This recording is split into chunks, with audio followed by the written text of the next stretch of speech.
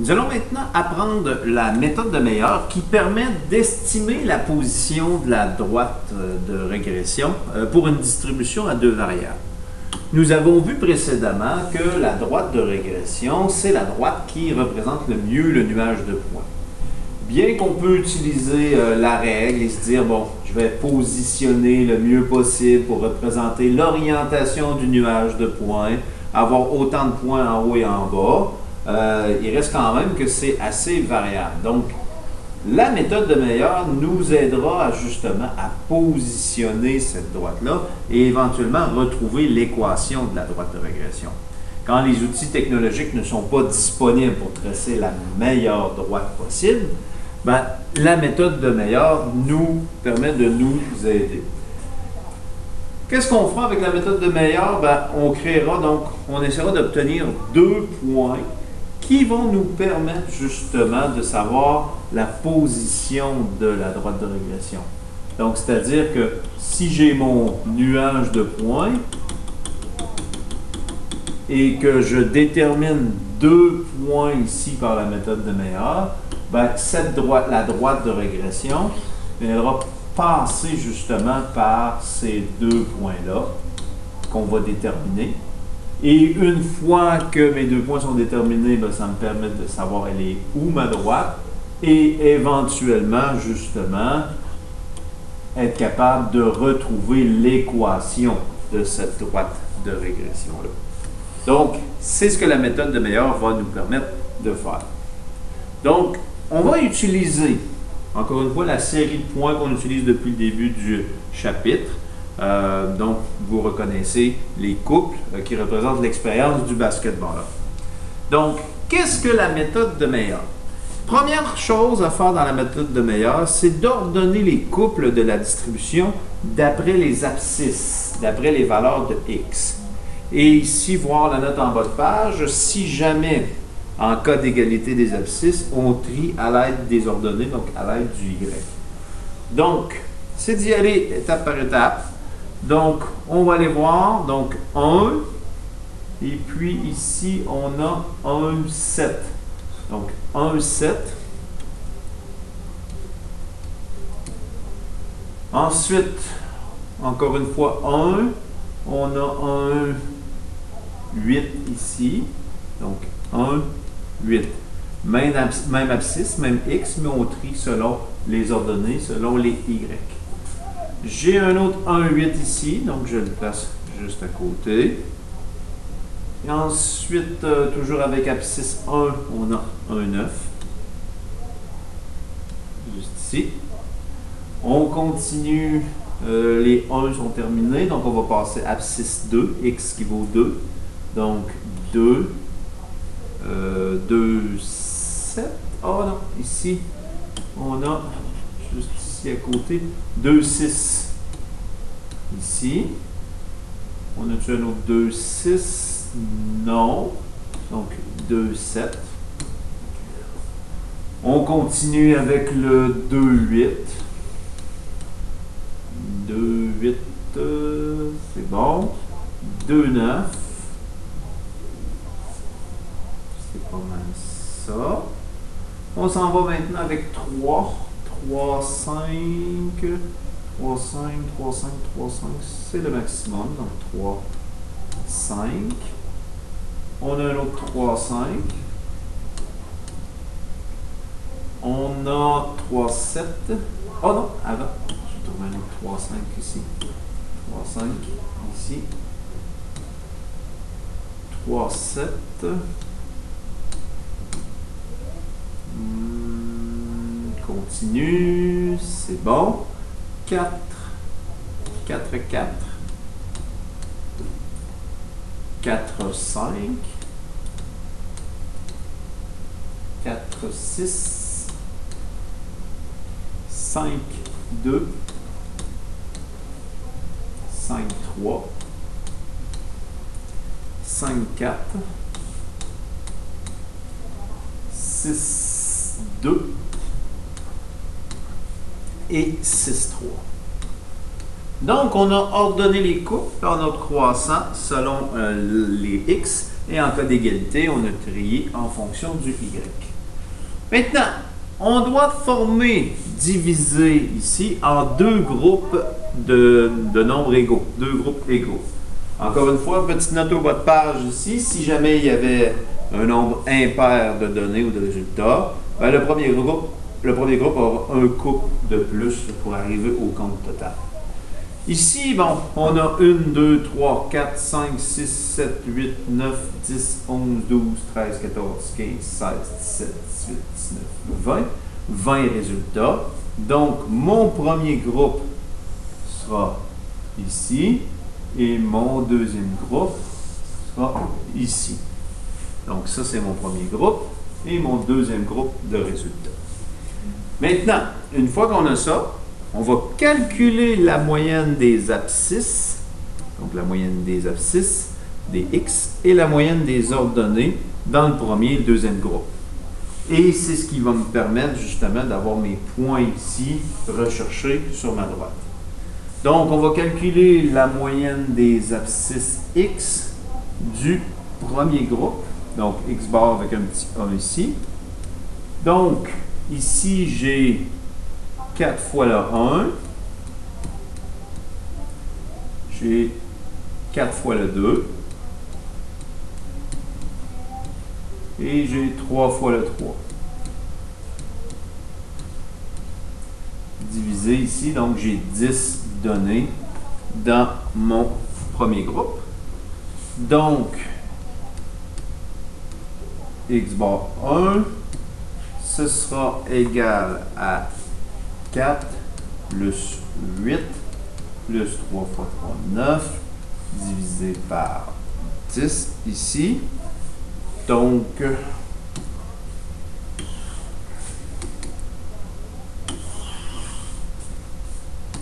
4 plus 8 plus 9, 21. Est-ce que j'ai 3 fois le 3? Oh non, j'ai 2 fois le 3, pardon. Juste ici.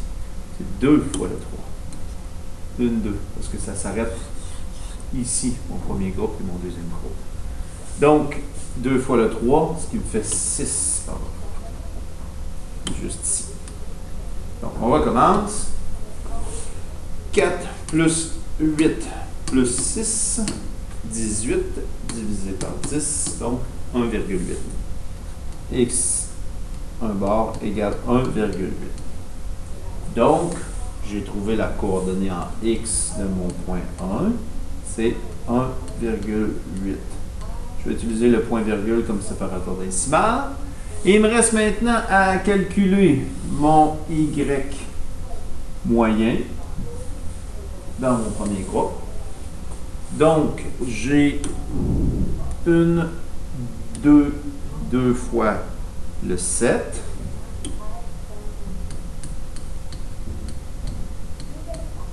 Plus les 8, j'en ai 1, 2, 3. Plus 3 fois le 8. Plus des 9, j'en ai 1, 2 fois le 9. Et des 6, j'en ai 1. Plus 2 fois le 5.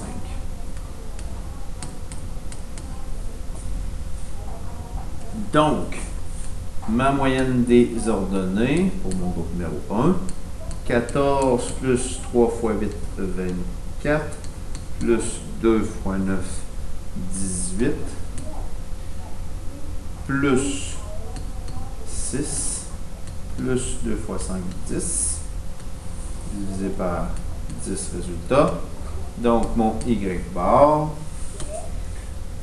14 plus 24, plus 18, plus 6, plus 10, ce qui fait 72, divisé par 10, pour obtenir une moyenne de 7,2.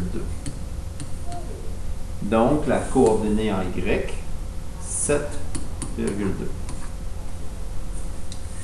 Donc, j'ai mon premier point ici. Je fais la même technique ici pour mon deuxième groupe. Donc, je vais calculer mon X moyen de mon deuxième groupe. Donc, j'ai 2 fois le 3, plus 3 fois le 4, plus 5, 3 fois le 5, plus 2 fois le 6, divisé par 10 résultats, encore une fois. Donc, on a donc 2 fois 3, 6, plus 3 fois 4, 12, plus 3 fois 5, 15, plus 2 fois 6, 12, divisé par 10. Donc, x moyen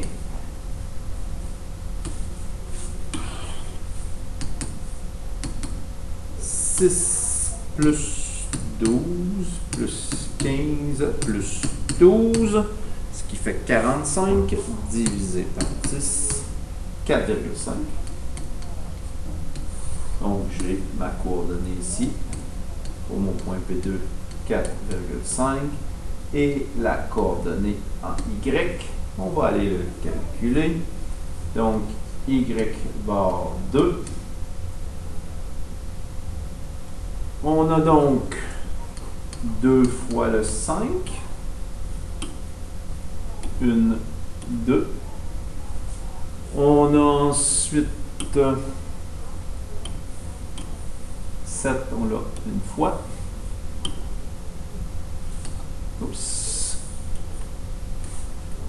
Plus 7, plus ensuite le 4. On l'a 2 fois, le 4. Ensuite, le 6, on l'a une fois. Le 2, on l'a 2 fois.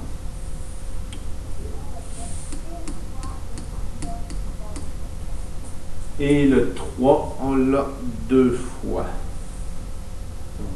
Plus 2 fois 3. Et tout ça divisé par 10.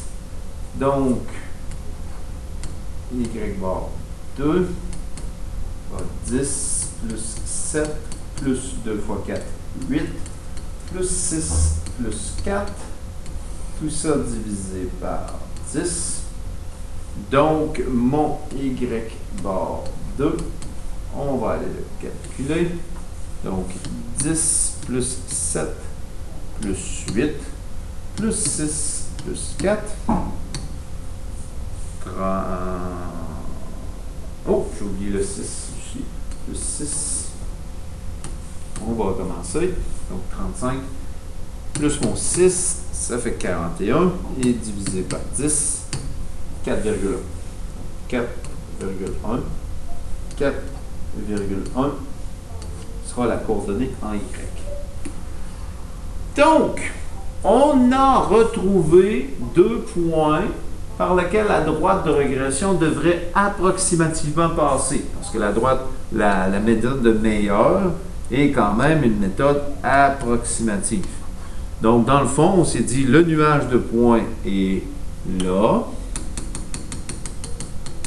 Et ma droite va venir passer par le point 1,8, 7,2 et par le point 4,5, 4,1. Donc, ma droite de régression passe par ces 2 points-là, comme ça ici.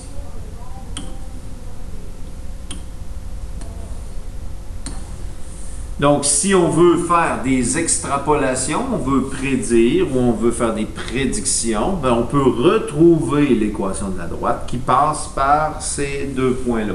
Donc, retrouver l'équation de la droite, ben, c'est de calculer le taux de variation en faisant Y2 moins Y1 sur X2 moins X1. Donc, ici, j'ai mes coordonnées. 4,1 moins 7,2 sur 4,5 moins 1,8, juste ici. Donc, comme taux de variation, 4,1 moins 7,2, 4,1 moins 7,2, on obtiendra moins 3,1. Ici, 4,5 moins 0,8, 2,7. Donc, si on fait la division, moins 3,1 divisé par 2,7. Donc, un taux de variation d'environ moins 1,15. Ici, on peut se permettre quand même d'arrondir. On peut se permettre d'arrondir. Juste un instant. C'est ça. Donc, puisque j'arrondis, je vais mettre le symbole d'approximativement égal. La méthode de meilleur étant une méthode approximative, on peut se permettre d'arrondir à 2 chiffres après la virgule ici dans mon calcul de taux de variation. Donc, moins 1,15 serait mon taux de variation. Maintenant, mon ordonnée à l'origine.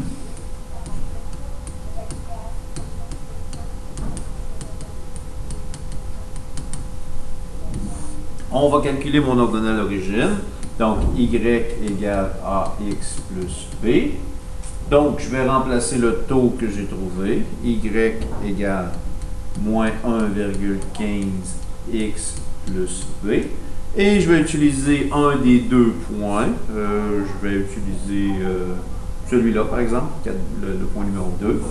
Donc, 4,1 est égal à moins 1,15 fois 4,5 plus b. Donc, si je calcule, moins 1,15 fois mon 4,5, ça fait moins 5,175.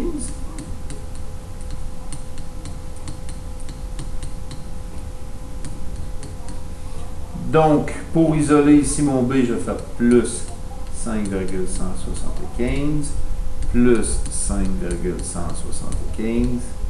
Donc, 4,1 plus 5,175, ce qui me fait 9,275.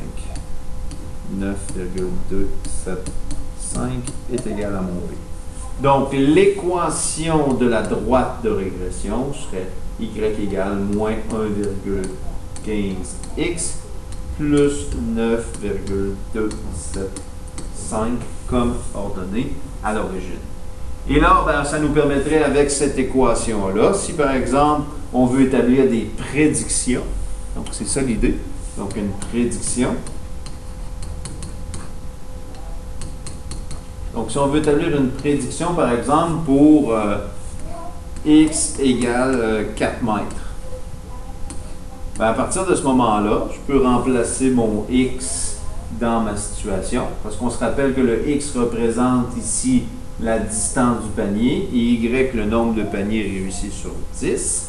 Donc, comme on l'a vu depuis le début dans nos différentes situations, ben, si je me demande pour ici, lorsque x vaut 4 mètres, moins 1,15 fois 4 plus 9,275, ben, si je le calcule, moins 1,15 fois 4 plus mon 9,275, ben, j'obtiens 4, y égale 4,675.